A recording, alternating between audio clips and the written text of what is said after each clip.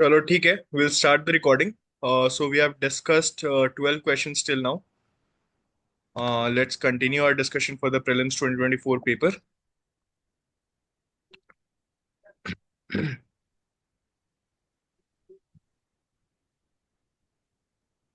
Yeah, this was the last question which we had discussed in detail. इसमें काफी सारी चीजें सीखने को मिली, अलग अलग कॉन्सेप्ट्स। ठीक है, 12th पे आते हैं. So the again it is from geography, and the question is with reference to water vapor, which of the following statements is are correct?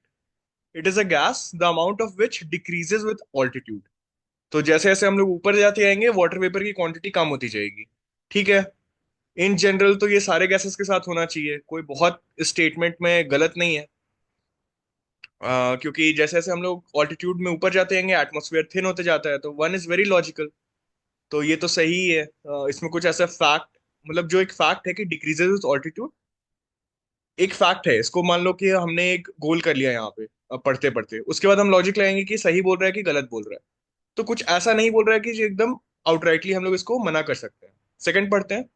It's percentage is maximum at poles. अब कोई भी gas, मतलब हम पहले ही, अब देखो, UPSC अपने आप में दिमाग खुला रखने क्यों इंपॉर्टेंट है, क्योंकि पहले ही एक क्वेश्चन आ चुका है जिसमें हम लोग ट्रोपोस्फियर की थिकनेस के बारे में बात कर चुके हैं, which is highest eight the equator. तो अब अगर उस क्वेश्चन में यू हैव मार्क्ड कि troposphere has maximum thickness in equator, तो यहाँ पे जो सेकंड ऑप्शन है, क्या वो काउंटर इंट्यूटिव नहीं है उससे? So my point again is this, that UPSC बहुत सारे क्वेश्चंस उसी प्रीलिम्स पेपर में हिंट्स देता है दूसरे क्वेश्चंस के लिए. That's why when you are solving the paper, you have to keep your mind very open. तो जैसे ही सेकंड ऑप्शन मैंने पढ़ा, मुझे तुरंत मेरे ध्यान आना चाहिए कि अरे यार, पहले ही मैंने, कौन सा क्वेश्चन था वो, शायद फर्स्ट क्वेश्चन था. हाँ, ये वाला क्वेश्चन था, सेकंड क्वेश्चन, कि thickness of troposphere at the equator is much greater as compare to poles. तो अगर मैं यहाँ पे स्टेटमेंट वन को करेक्ट मान रहा हूँ, तुरंत मेरा दिमाग यहाँ पे आना चाहिए 12th के सेकंड वाले में कि यार, ये तो उसके साथ जा नहीं रहा है, इसका मतलब टू गलत होना चाहिए. उसके हिसाब से one only should be the answer. अब ये ऐसे भी थोड़ा इजी है.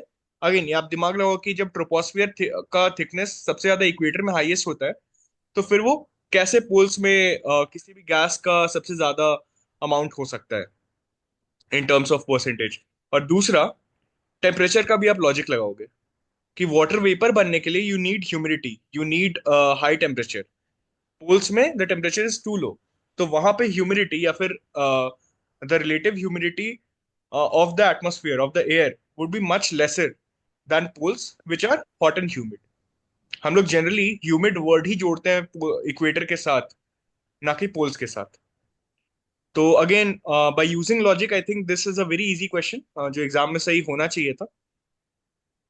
हाँ एग्जैक्टली exactly. और भी आप लेटरल नॉलेज कैसे यूज कर सकते हैं, जैसे प्रियंका बोल रही है यहाँ पे कि सर्दी में इन्वायरमेंट ड्राई हो जाता है, लोशन लगाना पड़ता है, इट मीन्स मॉइस्चर कम होता है. बिल्कुल सही बात है. तो दो चीजें, दिमाग खुला रखेंगे, लेटरल नॉलेज को यूज करेंगे. किसी और के पास और कोई लॉजिक है इस क्वेश्चन के लिए? I think it's a very easy question जो नॉर्मल लॉजिक, नॉलेज, रूल्स, ये सब सबसे बन सकता है. यस सर, मैंने सर एनवायरनमेंट का यूज़ किया था सर। हम्म. कि मेरे को इतना याद आया था कि ग्रीन हाउस गैस है वाटर वेपर। हम्म. तो वो ऊपर जाने के बाद तो ग्रीन हाउस से गैस कम होते जाते हैं, क्योंकि नीचे गर्मी ज़्यादा बनती है ग्रीन हाउस गैस की वजह से। तो हम्म. पहला उससे सही हो गया।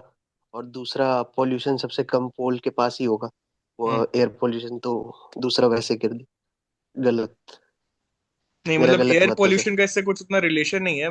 बेसिकली ये टेम्परेचर से ही रिलेशन है इसका, कि वाटर वेपर हाँ वहीं पे सर। बनेगा जहाँ टेम्परेचर ज्यादा होगा. पोल्स में टेम्परेचर ज्यादा होगा नहीं, तो वहां पे परसेंटेज कैसे मैक्सिमम हो सकता है? यस जनरली सर, गर्म यस सर, जगहों मेरा गलत हुआ। की टेम्परेचर, हाँ, तो वो थिंकिंग वहां पे गलत है. सेकंड वाले के लिए फर्स्ट यस वाला सर। तो लॉजिक है कि जैसे जैसे यस। ऑल्टीट्यूड थिन होते जाता है, हम लोग स्पेस की ओर जाते जाते हैं, स्पेस में तो हवा है नहीं, तो वो तो किसी भी गैस यस के सर। साथ फर्स्ट वाला सही होगा. This is an easy question, ये सही होना चाहिए. अगेन इसके सोर्सेज हैं यहाँ पे. किसी और का कोई लॉजिक? हाँ सही बात है, इवापोरेशन इज नॉट दक्षता का है लॉजिक. पोलर एरियाज में इवापोरेशन कम होगा एज कम्पेयर टू इक्वेटर. ठीक है, आगे बढ़ते हैं. 13th क्वेश्चन मेरे हिसाब से ये मॉडरेट था, देखते हैं क्या है. Annual, consider the following description. Annual and daily range of temperature is low, ठीक है, एक फैक्ट दिया हुआ है। दूसरा, precipitation occurs throughout the year, okay, second fact. And third fact is precipitation varies between 50 centimetre variation in precipitation. What is this type of climate? अब इस question को ऐसे सॉल्व करते हैं, जब आपने कुछ नहीं पढ़ा है या फिर आपको नहीं आता है या फिर एग्जैक्टली याद नहीं आ रहा है, तब इसको कैसे हम लोग बना सकते हैं। तो सबसे पहले, precipitation occurs throughout the year, ये एक ऐसा चीज है, इसका मतलब ये हमारे टाइप का मॉनसून क्लाइमेट तो नहीं होगा।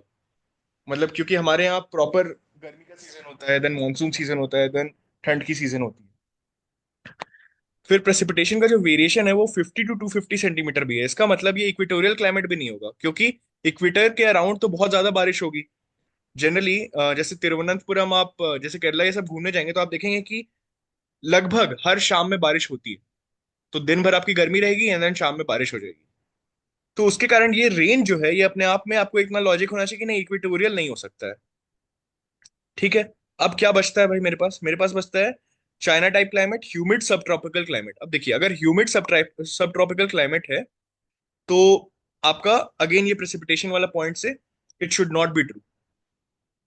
अब फर्स्ट वाला अगर देखें, annual and daily range of temperatures is low, मतलब टेम्परेचर वेरिएशन भी कम है। इसका मतलब वो बहुत ज्यादा अवे फ्रॉम इक्वेटर नहीं होगा। और अगर टेम्परेचर रेंज कम है, तो क्या हम ये बोल सकते हैं कि वो समुद्र के पास का ये होगा? क्योंकि वाटर जो है अपना स्पेसिफिक कैपेसिटी, अगर कोई मुंबई में रह रहा है या फिर कोस्टल एरियाज में रह रहा है, तो दे वुड नो कि मुंबई में ठंड आपकी होती ही नहीं है ज्यादा, जितना कॉन्टिनेंटल रीजन्स में या नॉर्थ इंडिया में होती है। तो ये सारा लॉजिक अगर आप लगाएंगे, तो इससे आपको एटलीस्ट इतना पता चलेगा कि इक्वेटोरियल नहीं होगा, ह्यूमिड सब ट्रॉपिकल नहीं होगा। एंड अगर annual and daily range of temperatures low है, मतलब बहुत ज्यादा हाई नहीं है, तो चाइना टाइप भी नहीं हो सकता, क्योंकि चाइना थोड़ा कॉन्टिनेंटल टाइप हो जाता है। तो द मोस्ट लॉजिकल जो लॉजिक लगा के होना चाहिए वो, that is marine west coast climate. अब एक्चुअली में एनसीईआरटी में ये चीज दी हुई थी।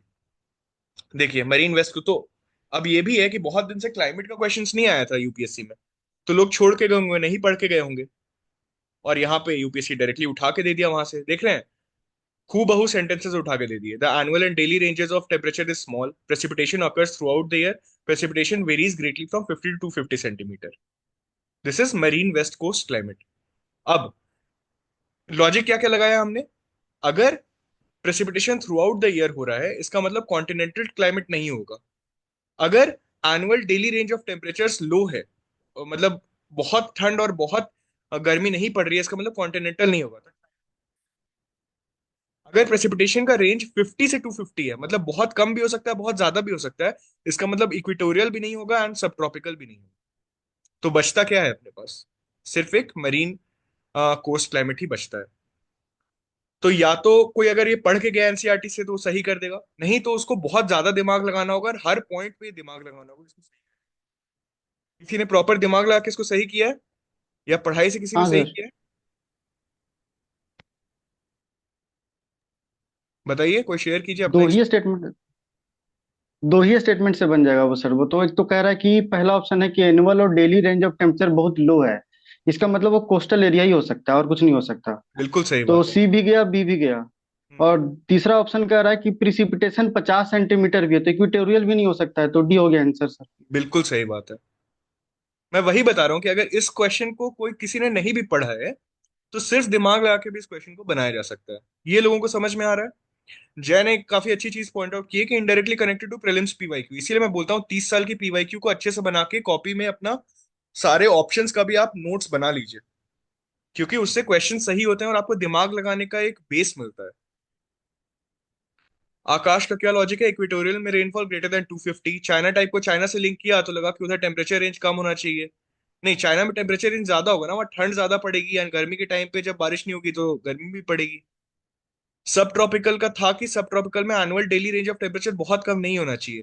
नहीं, ऐसा जरूरी नहीं है, अगर क्लाइमेट आपका कोस्ट के पास होगा तो हो सकता है।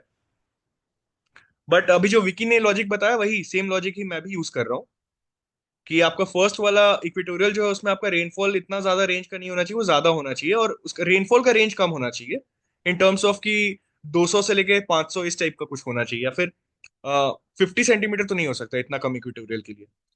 फिर आपका annual and daily range of temperature low है, तो इसका मतलब या तो मरीन ही टाइप का वो क्लाइमेट होगा, मतलब आसपास समुद्र के ही होगा वो। तो अगर आपने इक्वेटर को हटा दिया है तो आपके पास वही बचता है, वेस्ट कोस्ट ही बचता है। तो अब प्रेसिपिटेशन भी आपको रेगुलरली कराना है, केवल सीजन्स नहीं रखना है। Sir I use this logic, मैंने क्रिकेट देखती हूँ तो उधर यूके में मैचेस में like there is no fix pattern के जैसा हमारा इंडिया में मॉनसून है, there is no pattern like that, उधर कभी भी बारिश होता है। सो precipitation occurs throughout the year, we can use I related that point. And range annual and daily range temperatures is low, and ये दोनों points मिलके I marked option 4.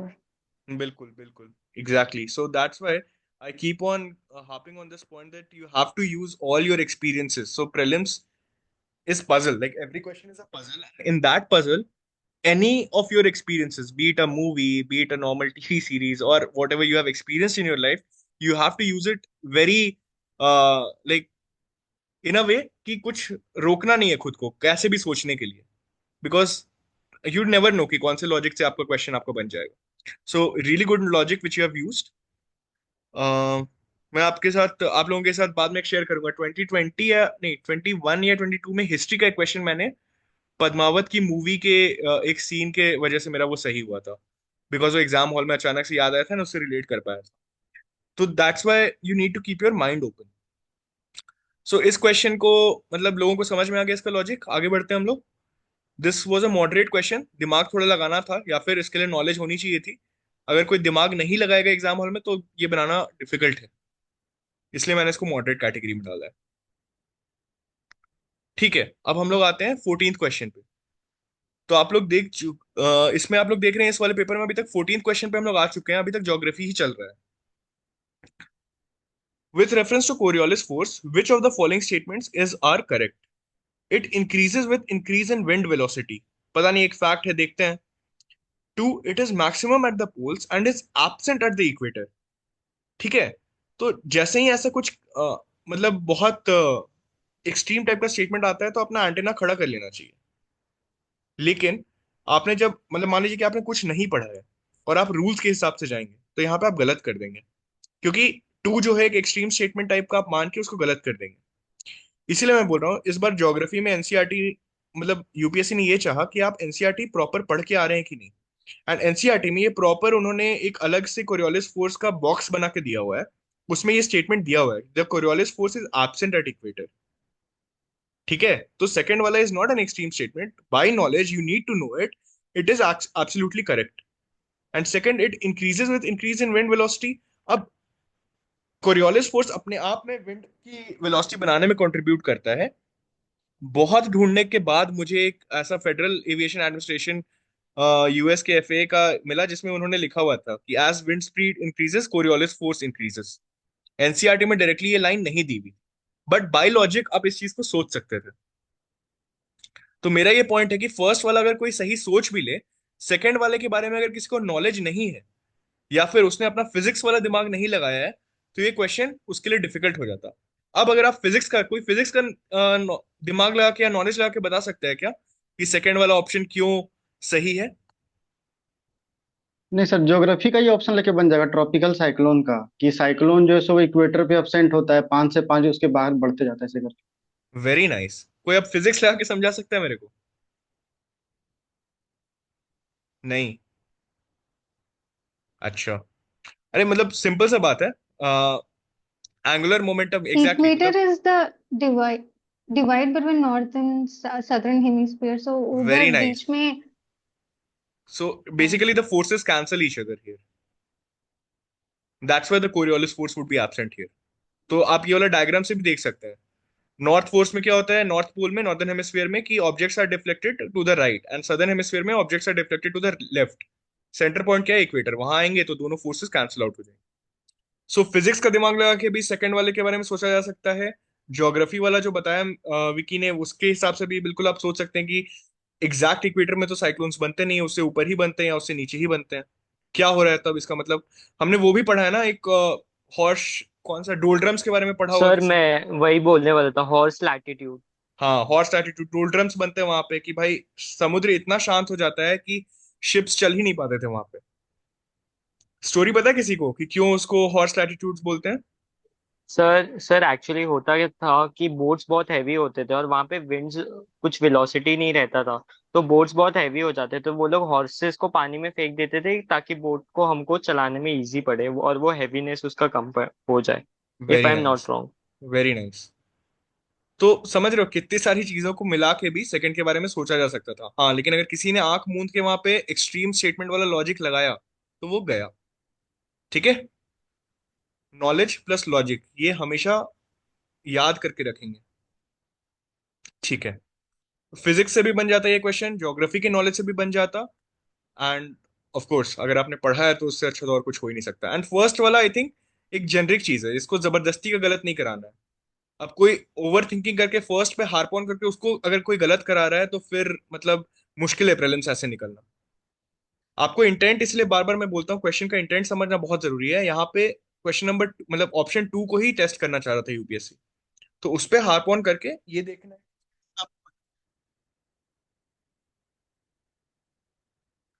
ठीक है, 15th अभी भी हम लोग ज्योग्राफी में ही हैं, 15 क्वेश्चन आ चुके हैं। So it was an easy question. On June 21st every year, which of the following latitudes experiences a sunlight of more than 12 hours? तो अगर मोर देन 12 आवर्स जैसे ही बोल दिया तो इक्वेटर तो वहीं पे चला गया, क्योंकि मतलब हम लोग, ये तो एकदम बेसिक नॉलेज है कि इक्वेटर एकदम बीच वाला चीज होता है, उसमें 12-12 घंटे का ये होता है। तो इक्वेटर को आप जैसे ही एलिमिनेट करेंगे ऑप्शन ए गया। अब बचे आपके पास तीन ऑप्शन, देखते हैं। ट्रॉपिक ऑफ कैंसर, तो हम लोग रहते ही नॉर्दर्न हेमिस्फीयर में, ट्रॉपिक ऑफ कैंसर हमारे इतने सारे स्टेट से पास ऑन करता है तो वो तो होगा ही। तो टू होगा, इसका मतलब आप बी एंड डी में अब खेल रहे हैं। अब ट्रॉपिक ऑफ कैंसर अगर होगा तो इसका मतलब ट्रॉपिक ऑफ केप्रिकॉर्न हो नहीं सकता, तो थ्री चला जाएगा, ऑप्शन सी चला गया, बचा आपका 2 एंड 4। तो it was a very easy question, मतलब ये एकदम बच्चा वाला क्वेश्चन है, इसको अगर कोई गलत कर रहा है तो भाई मतलब यूपीएससी छोड़ देना चाहिए, सिंपल सा बात है। इसके लिए कुछ पढ़ाई लिखाई या ये सब कुछ करने की जरूरत नहीं है, ये बचपन से हम लोग पढ़ते आ रहे हैं। हाँ अजय, एक्चुअली मैं क्या सोच रहा था ना कि अभी जितना हो पा रहा है इस सेशन में कर लेते हैं।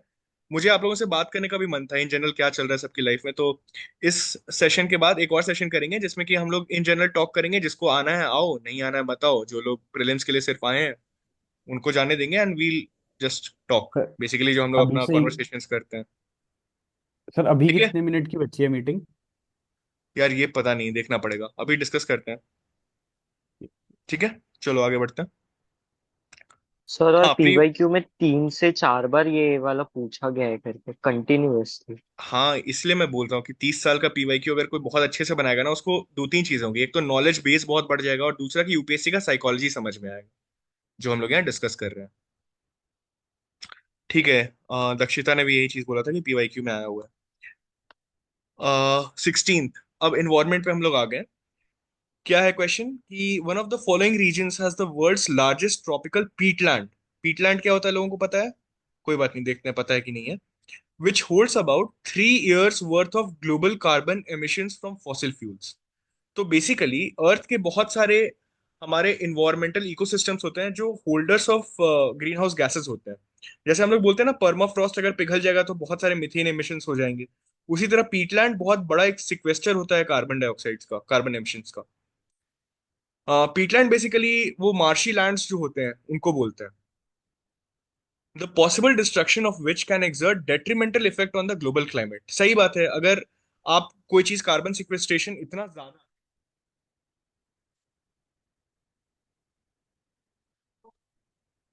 और ज्यादा ग्लोबल वार्मिंग एग्रेवेट हो जाएगा। Which one of the following denotes that region. तो क्वेश्चन अब क्या है कि भाई दुनिया का सबसे बड़ा ट्रॉपिकल जो कि इतना ज्यादा कार्बन एमिशंस वाला होल्ड कर रहा है, और अगर वो गया तो डेट्रीमेंटल इफेक्ट होगा ग्लोबल क्लाइमेट चेंज पे, कौन सा इसमें होगा? अब देखते हैं ऑप्शंस क्या क्या है, ए बी सी डी। अब मैं बार बार क्या बोलता हूँ, यूपीएससी आपका निकलवाना चाहता है या फिर नहीं निकलवाना चाहता है एग्जाम? अभी आ रही है आवाज? शर्लॉक होम्स जो भी आप बोल रहे हैं। हाँ सर, पहले फ्लक्चुएट हो रही थी अभी नॉर्मल हो गई। हाँ ओके, आई थिंक कुछ कनेक्शन का होगा। ठीक है, तो यूपीएससी आपका एग्जाम निकलवाना चाहता है। अगर इस लॉजिक से गए हैं तो इस क्वेश्चन में अगर आपको कंफ्यूज भी होना है तो आप कहाँ पे कंफ्यूज होंगे, कौन से ऑप्शंस के बीच में कंफ्यूज होंगे? जल्दी से कोई बताओ। First and second. वेरी तो नाइस। amazon बेसिन वाले क्वेश्चन में, क्योंकि वो रेन फॉरेस्ट है। हाँ हाँ, वो ठीक है। मतलब अगर मैंने चारों ऑप्शन पढ़ लिए और मुझे अपने मतलब ये चीज ड्रिल डाउन है कि यूपीएससी मेरा एग्जाम निकलवाना चाहता है, तो मैं कंफ्यूज होऊंगा तो कहाँ पे कंफ्यूज होऊंगा? मतलब अगर मुझे आंसर मारना भी होगा तो मैं मुझे कुछ नहीं आता है मान लो इस क्वेश्चन के बारे में, तब भी अगर मुझे मारना होगा तो मैं कौन से दो ऑप्शंस के बीच में मारूंगा? अमेजोन और कॉन्गो। सही बात है। क्योंकि इतना पढ़ लिया, इतने सारे ये कर लिया, आज तक कभी किकोरी बेसिन का नाम नहीं सुना, रियो डी ला प्लेटा बेसिन का भी नाम नहीं सुना। कहीं ना कहीं तो सुनते, कहीं ना कहीं तो पढ़ते, कहीं ना कहीं एनसीईआरटी में पढ़ लेते, या कहीं कुछ पीवाईक्यूज में देख लेते, या किसी टेस्ट सीरीज में आ जाता। आज तक कभी हमने सुना ही नहीं। तो उसके बीच में कंफ्यूज होकर भी कोई फायदा नहीं है। तो एग्जाम में अगर मारना है तो सिंपल ए एंड बी में से मारना है। अब मैंने एक और चीज बताई थी कि यूपीएससी क्या करता है कि सेम पेपर में ही किसी एक क्वेश्चन का आंसर दूसरे क्वेश्चन के आंसर में दे देता है, या फिर कोई दो क्वेश्चन के ऑप्शंस को रिलेट करा देता है। अभी हमने उसका एक एग्जांपल देखा है, क्वेश्चन नंबर 2 और क्वेश्चन नंबर 12 में। देखा ना? देखा कि नहीं देखा हमने? कोई यस या नो बोल दो। हाँ ऐसा। बिल्कुल, 2023 में भी था ये पैटर्न, यस सर। 2022 में भी था। अब अंकित यहाँ पे कॉमेडी कर रहे हैं कि काकोरी सुना है, बिल्कुल सही बात है, हो गया बढ़िया कॉमेडी। चलिए, अब आप देखेंगे इस पेपर में ही कहीं ना कहीं आया है कॉन्गो का नाम फिर से, if I am not wrong. अच्छा, एक और ऑप्शन में आया था आगे में वो, मतलब जो भी है इस पेपर में थी कि कॉन्गो। ठीक है, तो सर वो कॉफी वाले क्वेश्चन में था शायद। हाँ, मतलब sir my point is last year this. के पेपर में भी था। हाँ, तो फर्स्ट, अगर गलत करना भी है इस क्वेश्चन को तो अमेजोन मार के गलत करना भाई। कोई भी किकोरी और रियो डी प्लाटा मार रहा है, इसका मतलब तुम प्रीलिम्स के साइकोलॉजी को नहीं समझ पा रहे हो। एंड दूसरा, इफ यूड बी पेशेंट, अगर मान लो कि इस क्वेश्चन को तुमने मार्क कर दिया, गोल कर दिया, एंड इसको वाई कैटेगरी, मतलब दो ऑप्शंस जिसमें एलिमिनेट हो गए हैं, दो ऑप्शन के बीच में कंफ्यूजन है, उसको डाल के अगर आप आगे बढ़ गए एंड आप पूरा पेपर जब सॉल्व कर लोगे, तो most probably you would mark Congo basin for this, because Congo और भी कहीं पूछा हुआ है। समझ में आ रहा है प्रीलिम्स का पेपर कैसे सॉल्व किया जाता है? यस, पीके कॉन्गो बेसिन इंपॉर्टेंट थीम है, लेकिन अमेजोन भी हो सकता है आंसर। मैं ये नहीं मना कर रहा हूँ कि अमेजोन नहीं हो सकता है। मैं बोल रहा हूँ कि इस क्वेश्चन में आप कंफ्यूज रहेंगे अमेजोन और कॉन्गो के बीच में, बट उस टाइम पे मत मारो उसका आंसर को, मत वहां पे ओएमआर में मार्क कर दो। इसको गोल करो और आगे बढ़ो, पेपर सॉल्व करो। उस पेपर में अगर कॉन्गो से रिलेटेड और भी कुछ आ गया तो इसका मतलब तुम समझ जाओ कि यहाँ पे कॉन्गो ही होगा आंसर। अगर अमेजोन से रिलेटेड कुछ और आया था तो इसका मतलब यहाँ पे अमेजोन हो सकता था आंसर। समझ रहे हो मैं जो बोलना चाह रहा हूँ? UPSC will give you yes sir. hints in its own paper for different questions. You just need to keep your mind open and look for those connections. Extremely correct. Yes. Sir So, sir जैसे इसको तो ऐसा भी बना एक सकते थे। हाँ प्लीज बोलिए, पहले संदीप बोल लीजिए, उसके बाद जो दूसरे बोल रहे हैं सर बोलिए। जैसे 21 में एक क्वेश्चन था, वहां पे पूछा था विच of the dynasty is associated with something, कुछ ऐसा क्वेश्चन एग्जैक्टली, था। और सोगोरा नेक्स्ट ही वाला क्वेश्चन क्वेश्चन था, हाँ। में, हाँ हाँ, और नेक्स्ट ही क्वेश्चन में वो लोग ने वो ऑप्शन दिया था बैठ के कि ये इससे ऐसा बहुत कनेक्टेड है, तो करता है ऑफ कोर्स। यूपीएससी, ऐसा हर हर साल में, ऐसा एक क्वेश्चन में तो एक ऐसा सेट ऑफ क्वेश्चंस रहता ही है। इस बार दो तीन थे, 2023 वाले में भी दो तीन थे। You just have to look for those connection. और लोगों ने मार्क किया Amazon because of frequent forest fires and UNEP concerns over there, it was incorrect. हाँ ठीक है जय, आप हो सकता है अमेजोन मार देंगे। आकाश भी बोल रहे हैं कि मुझे पहले अमेजोन लगा था बिकॉज न्यूज में था। बिल्कुल, मैं बोल रहा हूँ कि आप मार सकते हो, बट मान लो कि आप यहाँ पे कंफ्यूज हो, आपको नहीं पता एग्जैक्टली अमेजोन बेसिन है, तो उसको उस टाइम पे तुरंत मत मारो।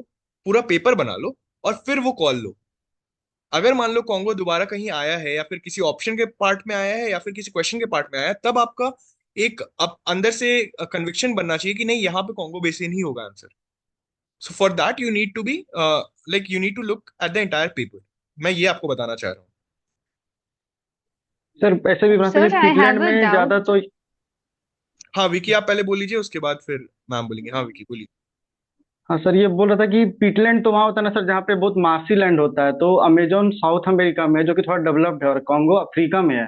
तो हम्म। उतने पैसे तो होंगे नहीं, इसीलिए कॉन्गो होना चाहिए, नहीं अमेजोन नहीं, नहीं, ऐसे करके ये सोच के लॉजिक बना था। सही नहीं है। मार्शीलैंड तो कहीं भी डेवलप हो जाएगा जहां पे आपका मार्श मतलब बेसिकली दलदल तो कहीं भी डेवलप हो सकता है जहां पे पानी है आपका। अमेजोन में भी बहुत मार्शी लैंड्स होगा। इनफैक्ट आप काजीरंगा हाँ जाएंगे, लेकिन दोनों। ब्रह्मपुत्रा बेसिन में अच्छा बहुत लेकिन सारे मार्शल अमेजोन और आर्ट्स। कॉन्गो तो बहुत ज्यादा सबसे लंबी रिवर यही इन्हीं को दोनों को कहा जाता है ना, मतलब एज नहीं, एरिया वाइज शायद। इनके वाटरशेड सबसे बड़े बड़े हैं। मतलब अमेजोन का ओके सबसे बड़ा है एंड देन कॉन्गो का है। ओके। वो लॉजिक यहाँ पे काम नहीं करेगा, knowledge wise you are not correct here, but आप जो बोल रहे हैं उस हिसाब से सोचा जा सकता है। हाँ, अब और कोई हाँ कुछ वही बोल। सोच के वैसे ही बना था सर। हाँ हाँ। Sir, in some history questions, if in the options, if they give three popular names and then one random name, ऐसा एक लॉजिक है कि वो रैंडम नेम चूज कर लो, हमको कैसे पता चलता है कि ये सब्जेक्ट में is it only applicable to history and environment में पॉपुलर ऑप्शन चूज करना है, ऐसा कुछ है क्या रूल? देखो पवी, रूल नहीं है। आप जब पीवाईक्यू सॉल्व करेंगे तो आप पैटर्न्स ढूंढते हैं, राइट? तो यहाँ पे मैं पैटर्न की बात कर रहा हूँ। अगर आप हिस्ट्री में जाएंगे तो आपको वो पैटर्न दिख जाएगा, जैसे आप वो आई थिंक गोपाल वालंकर वाला आप क्वेश्चन के रिलेशन में आप बोल रही हैं, तो वहां पे वो काम यस कर सर। गया। बट आप जनरली आप जब पीवाईक्यू सॉल्व करेंगे एंड आप देखेंगे कि इन्वायरमेंट के क्वेश्चंस या हिस्ट्री में भी अगर विजयनगर एम्पायर का ऑप्शन है या अंडमान एंड निकोबार, ये सब कुछ ऑप्शंस आ रहे हैं, तो जनरली वो नोन ऑप्शंस ही ज्यादा सही होते हैं। तो हिस्ट्री के लिए वो यूनिक वाला चीज है कि लेसर नोन ऑप्शन सही हो सकते हैं।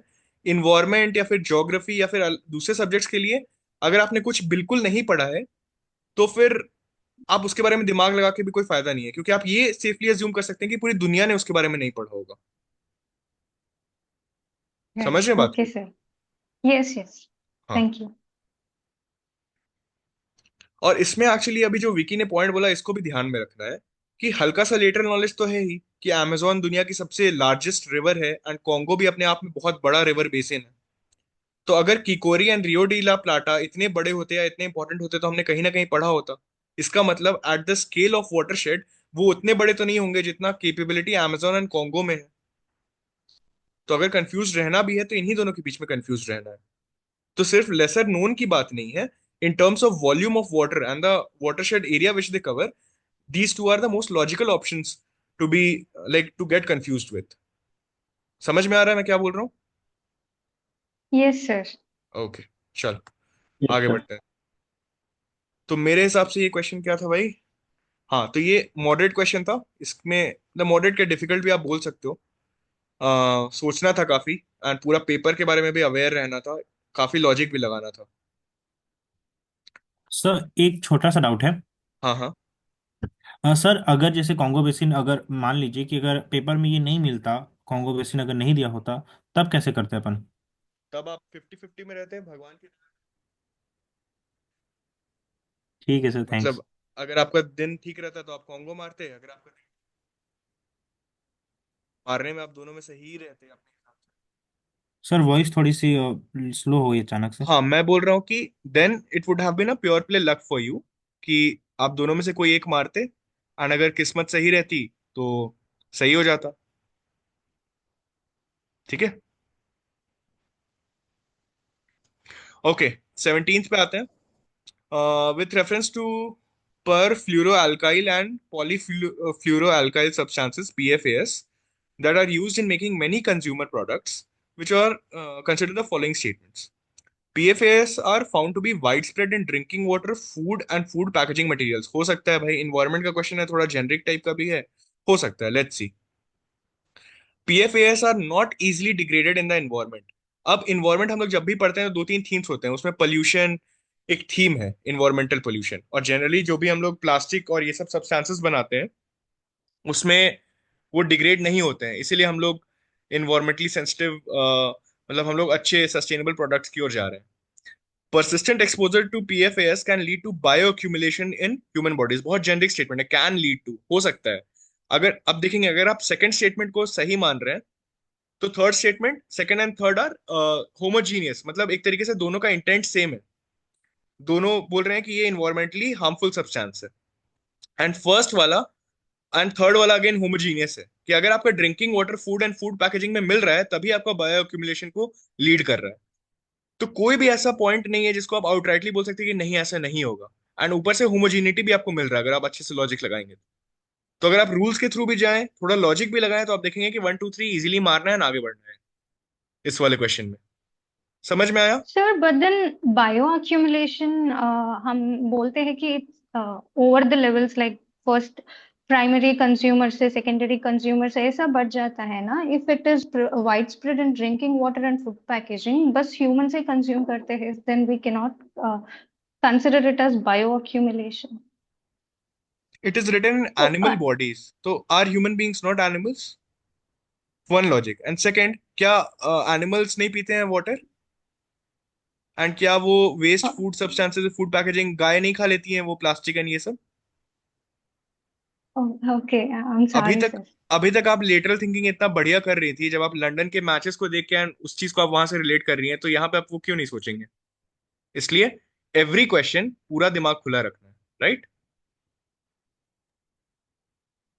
ओके, सर आई इसको थिंक तो दिस ऐसे वाज भी सोच एन। सकते हो ना कि फ्लोरीन का लाइफ लंबा होता है, इसीलिए इजीली डिग्रेड नहीं होगा। तो बिल्कुल सेकंड सही बात है। स्टेटमेंट सही हो गया, उससे बाकी दोनों लिंक हो जाएगा। मैं वही बोल रहा हूँ कि यहाँ पे अगर मान लो फ्लूरीन पता भी नहीं है कि उसका लाइफ लंबा होता है, इंटेंट क्या है क्वेश्चन का? ये सब्सटेंस के बारे में पूछा ही क्यों है? मैन मेड सब्सटेंस है, सुनने में ही लग रहा है कि हाँ कुछ प्लास्टिक या इस टाइप का हैवी सब्सटेंस होगा। अगर वैसा कोई सब्सटेंस है तो ऑफकोर्स डिग्रेड नहीं हो रहा होगा, और डिग्रेड नहीं हो रहा है तो थर्ड तो उसके साथ सिंक कर ही रहा है, and one and three again sync में है, तो उस एल्गोरिदम से ये सही हो जाएगा। एंड दूसरा है कि अगर एकदम दिमाग नहीं लगाना है तो इन्वायरमेंट का क्वेश्चन है, 1 2 3 मारो आगे बढ़ो, क्योंकि कोई भी ऐसा ऑप्शन नहीं है जो आप दावे से कह सकते हो कि नहीं ऐसा नहीं होगा, सारे जेनरिक हैं। ठीक है, चलो आगे बढ़ते हैं। आ, अब ये वाला क्वेश्चन जो है, consider the following: carabid beetles, centipedes, flies, termites and wasps.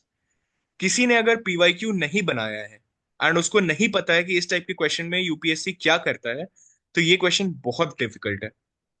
ठीक है, अगर किसी ने पीवाईक्यू बनाया है तो उसको पता होना चाहिए कि यूपीएससी अगर 7 ऑप्शंस एंड 5 ऑप्शंस वाले ऐसे क्वेश्चंस पूछता है तो उसमें कभी भी ऑल करेक्ट नहीं होता है।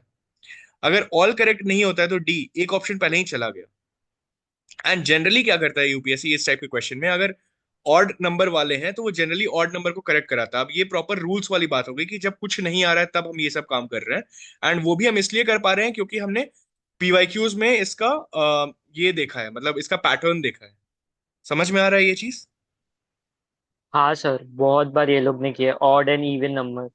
यस, ऑड एंड इवन है, एंड जब भी 5 या 7 ऑप्शन आ रहे हैं तो ऑल तो कभी भी करेक्ट नहीं होगा।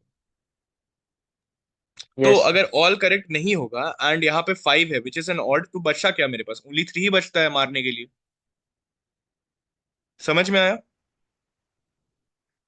अब इस क्वेश्चन से क्या क्या सीखना है? इस क्वेश्चन से सबसे पहले सीखना है कि पैरासिटॉइड क्या होता है, ये पढ़ लेना है। पैरासाइट्स एंड पैरासिटॉइड्स के बीच में क्या डिफरेंस होता है, ये पढ़ लेना है। आई डोंट थिंक पूरे कंट्री में किसी एक बंदे के पास भी ये पूरे अच्छे से नॉलेज होगी कि पैरासाइट एंड पैरासिटॉइड्स के बीच में क्या डिफरेंस होता है, एंड टर्माइट्स जो होते हैं वो पैरासिटॉइड्स नहीं होते उनमें, एंड कहाँ कहाँ पे पैरासाइट्स होते हैं। आई डोंट थिंक किसी के पास भी ये नॉलेज होगा। ये क्वेश्चन अगर कोई एग्जाम हॉल में सही करके आएगा तो वो रूल्स ऑन पीवाईक्यूज बना के, उसने अगर वो यूपीएससी की साइकोलॉजी देखी होगी तो उसी के बेसिस पे वो सही करके आएगा। कोई नॉलेज से सही करके आया है इस क्वेश्चन को, या किसी के नून में भी यहाँ पे?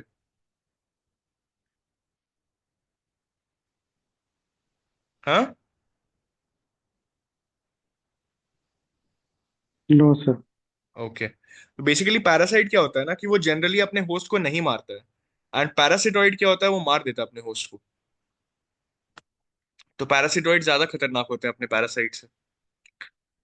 ठीक है, तो पढ़ लेना भाई लोग, पैरासाइट्स पढ़ लेना। ये जो मैंने सोल्यूशन इसका दिया हुआ है ना, ये अच्छे से पढ़ लेना, इसको अच्छे से मतलब नोट डाउन कर लेना अपने इसमें कहीं पे भी। यहाँ पे मैंने बहुत इसके बारे में बहुत ज्यादा ढूंढना पड़ा था, एक ऑप्शन को जाके ढूंढा था तो ये सब मिला था। पहले तो मैंने इसलिए दे दिया था पैरासाइट एंड पैरासिटॉइड के बीच का डिफरेंस भी दे दिया ताकि लोगों को पता चल जाए। तो इसका सोल्यूशन थोड़े अच्छे से पढ़ना, मैंने बहुत मेहनत से इसका चारों ये अलग अलग सोर्सेस से जाके निकाला था। देख लेना क्या क्या पैरासिटॉइड्स हैं, क्या क्या पैरासाइट्स हैं, उनको नोट कर लेना। ये काफी डिफिकल्ट था एग्जाम हॉल में, अगर रूल्स नहीं आते हैं, अगर रूल्स आते हैं तो बहुत इजी था। ठीक है, अब आते हैं हम लोग इस पे। Consider the following plants: groundnut, horse gram, soybean. How many of the above belong to pea family? अब मैंने क्या बोला था कि अगर आता है तब तो कोई दिक्कत नहीं है, अगर नहीं आता है तो एकदम दावे से तुम किसी चीज को बोल सकते हो एलिमिनेट करने का, तभी एलिमिनेट करना। तो सबसे पहले इस क्वेश्चन को जैसे ही हमने पढ़ा, एक ऑप्शन पढ़ते के साथ एलिमिनेट करेंगे। किसको एलिमिनेट करेंगे, कोई बता सकता है? एल्गोरिदम मैं पूछ रहा हूँ। We can eliminate none because yes, groundnut is also called as peanut. Yes, yes, exactly. So सबसे पहले डी को एलिमिनेट कर देंगे। अब ये क्वेश्चन बचता है सिर्फ तीन ऑप्शंस के लिए। अब इन तीन ऑप्शंस में आपको दिमाग लगाना है। तो पी फैमिली का मतलब आसपास का अगर आप चीज देखेंगे, तो कोई चीज अगर पी के शेप्ड का होगा, तो इसका मतलब वो उस पी फैमिली के अंदर आ सकता है, राइट? तो मैंने मतलब ये लॉजिक लगाया, मान रहा हूँ कि हाँ ठीक है, दोनों का शेप लगभग एक जैसा है। दोनों का अगर आप आउटर कवरिंग भी देखेंगे, तो it's a distinct outer covering, and then उसके अंदर से सेम शेप के दाने बाहर निकलते हैं। तो ग्राउंडनट उस हिसाब से हो गया, हॉर्स ग्राम हो गया। मुझे सोयाबीन में डाउट आ रहा था, तो जब मैंने इस क्वेश्चन को सॉल्व किया था, तो मैंने सोयाबीन, बाद में जब मैंने रिसर्च किया था, आ गया था। तो मेरा तो एग्जाम हॉल की कंडीशन में ये गलत हो जाता। लोगों ने, किसी ने सही किया एग्जाम हॉल में। बेसिकली मैंने इसमें एक्स्ट्रा स्किप किया। दिमाग लगा दिया। क्या? स्किप कर गया था। हाँ, वही बात है। हाँ, तो मैं, इसमें ना स्पेसिफिक नॉलेज चाहिए, सोयाबीन वाली नॉलेज चाहिए, इसीलिए मैंने इसको मॉडरेट में डाला है। मेरे लिए तो ये डिफिकल्ट था। अगर किसी ने अच्छे से लेग्यूम्स की फैमिली पढ़ी है, अगर सारे क्रॉप्स के बारे में उन्होंने अच्छे से पढ़ा है, तो आई थिंक ये नॉलेज से ही बन सकता है। एटलीस्ट सोयाबीन वाला चीज तो नॉलेज से ही बनेगा। हाँ, ये सर बहुत अच्छा लॉजिक। सोया सर हाँ, सोया दिस। ऑयल में भी कभी कभी कुछ कुछ ऐसे पैकेजिंग थे, अगर ऑर्गेनिक सोयाबीन यूज कर रहे हो, सोया ऑयल, तो उसके अंदर में सोयाबीन वाली इमेजेस थी। उसके साथ में हॉर्स ग्राम जो था वो हिंदी में चने की दाल कहते हैं, और चना is also the P family, और ग्राउंड नट तो है ही। मैंने इस हिसाब से सही करके आया था। हाँ, तो देखो, ग्राउंडनट एंड हॉर्स ग्राम वाला तो बिल्कुल सही बात है, वो तो पता ही रहता है, वो तो हम लोग यस। डेली में यूज करते हैं। जो तुम सोयाबीन वाला बोल रहे हो, again that is lateral knowledge which you have been very observant in seeing that. अब मैंने नहीं देखा था वैसा। जो यहाँ पे सोयाबीन की इमेज है ना, जो गूगल करने के बाद मुझे मिली है, मैंने उस फॉर्म में नहीं देखा था, तो इसलिए मुझे वो ध्यान में ही नहीं आया। अब एक शर्लॉक होम्स जो है वो बोल रहे हैं ग्रीन पी वाले प्रोटीन बेस्ड होते हैं, तो सोया को मैंने मान लिया था लाइक ग्राम, बहुत बढ़िया। Again a very good logic. इसको भी सोच के एक्चुअली एग्जाम में सही किया जा सकता था कि जितने भी ऑप्शन है सारे प्रोटीन रिच हैं, एंड पी फैमिली अपने आप में भी प्रोटीन रिच होती है। तो it should have been very nice, good logic. Again a good later logic to think about. अगर नहीं भी आता है तब भी ये क्वेश्चन इस हिसाब से सही होना चाहिए था, मुझे इस तरीके से सोचना चाहिए था। हाँ, तन्वी बोल रही है एग्रीकल्चर वालों को आ जाएगा, सही बात है। या तो नॉलेज से आ जाए, या फिर जो इस लॉजिक से सोचना है प्रोटीन वाले से, या फिर जय ने जो ऑब्जर्व कर लिया कि सोया को कभी देख लिया, उसका आउटर कवरिंग एंड शेप, तो उससे किसी भी तरीके से बस सही होने से मतलब है। तो नाइस, मुझे भी सीखने को मिला इसमें एक दो नया लॉजिक। जैसे एक पालक वाला क्वेश्चन था, I forgot it's English name. अच्छा, पता नहीं, देखते हैं। तो आई थिंक अब 1 मिनट ही बचा है, सेशन को एंड करते हैं। काफी बढ़िया है ये डिस्कशन फॉर्मेट में, सीखने को मिल रहा है, इसको कंटिन्यू करेंगे। अभी मैं इस सेशन को एंड कर रहा हूँ। इसके बाद मैं एक लिंक भेजूंगा जिसमें हम लोग बस कॉन्वर्सेशंस अपना जो हम लोग करते हैं वो करेंगे। जिसको आना है आ जाना। बाकी लोग को आई होप कि मजा आया होगा। Will continue it for the next session या फिर नेक्स्ट वीकेंड को। ठीक है, थैंक यू।